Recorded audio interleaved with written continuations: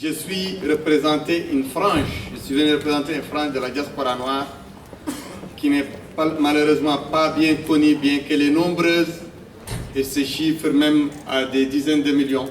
C'est la diaspora noire dans le monde arabe.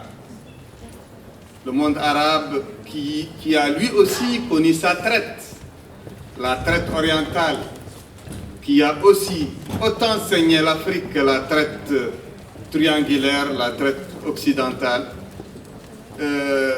Dans le monde arabe, il y a des millions de Noirs qui sont confinés dans l'invisibilité totale, que ce soit dans les pays du Golfe, dans le Moyen-Orient ou dans le Maghreb.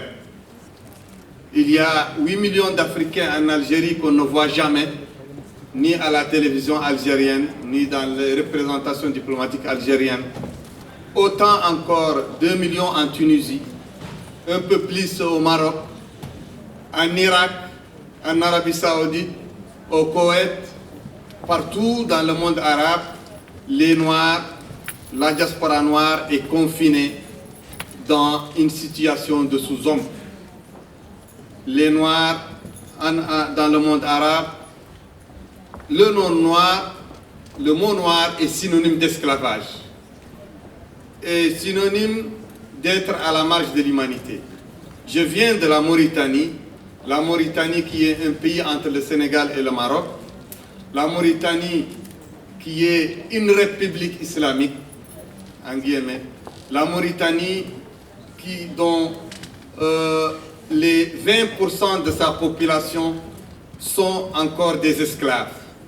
20% sont encore des esclaves, et vous pouvez revenir au dernier rapport d'une organisation internationale dirigée par Hillary Clinton qui place la Mauritanie comme le premier pays de l'esclavage au monde, le pays qui contient le plus grand taux d'esclavage, qui est en tête de peloton des pays esclavagistes, la Mauritanie, qui est le dernier État négrier au monde, car en Mauritanie, il y a une législation qui codifie l'esclavage, qui légitime l'esclavage et qui le sacralise et qui le porte à un 6e pilier de la religion musulmane.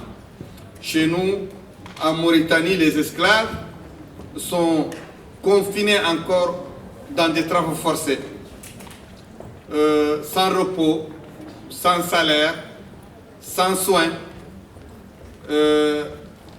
Ils n'ont pas le droit à l'éducation, ils n'ont pas le droit aux pièces d'état civil.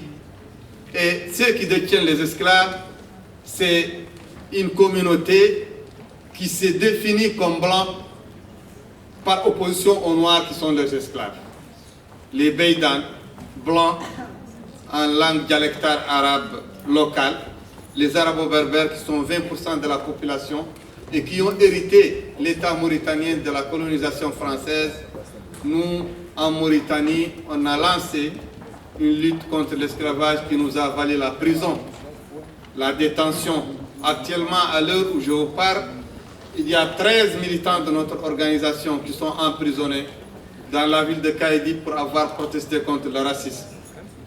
Il y a 2 militants de notre organisation qui sont emprisonnés dans la ville de Rosso pour avoir protesté contre l'esclavage. Il y a un de nos militants qui est emprisonné dans la capitale Nouakchott pour avoir protesté contre l'expropriation foncière à caractère esclavagiste.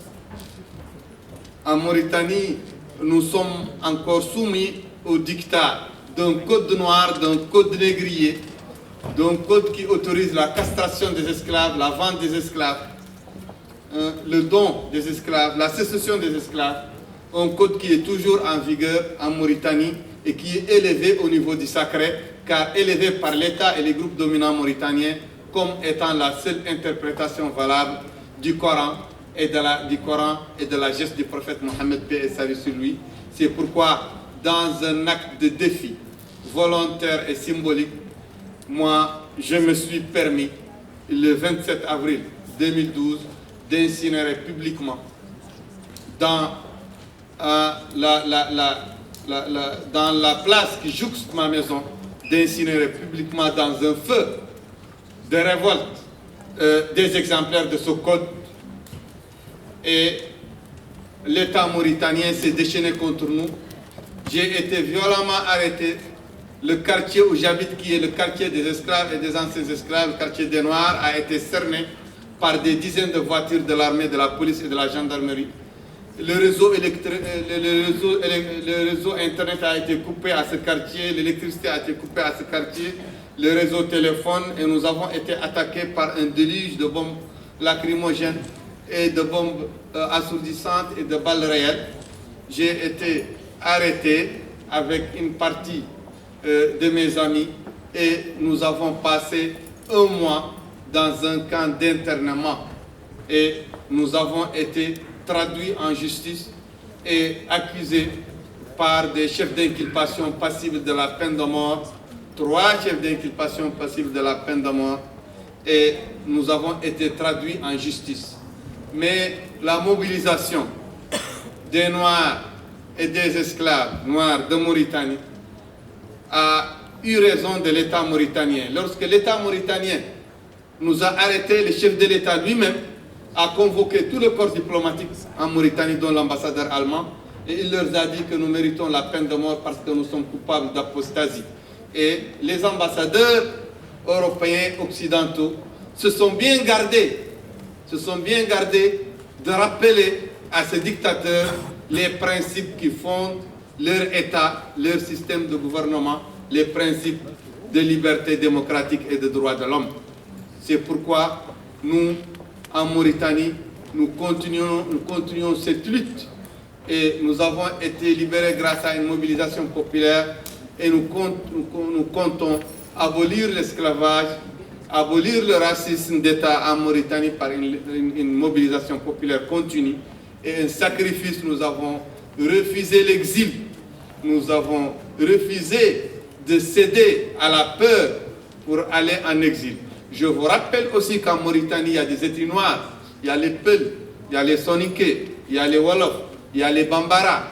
Ces communautés noires ont été victimes d'un génocide, d'une tentative de génocide qui s'est échelonnée sur plusieurs années, entre 1986 et 1992. Plus de 120 000 Mauritaniens ont été déportés de force au Sénégal et au Mali. Il y a eu des milliers de morts qui ont été tués dans des pogroms dans la rue. Toute l'administration a été dénécrifiée, a été épurée des Noirs. Les cadres civils et militaires ont été emprisonnés. 8 000 ont été emprisonnés. Plus de 3 000 ont péri dans la prison à cause des mauvais traitements, des tortures, des disparitions forcées et des exécutions extrajudiciaires.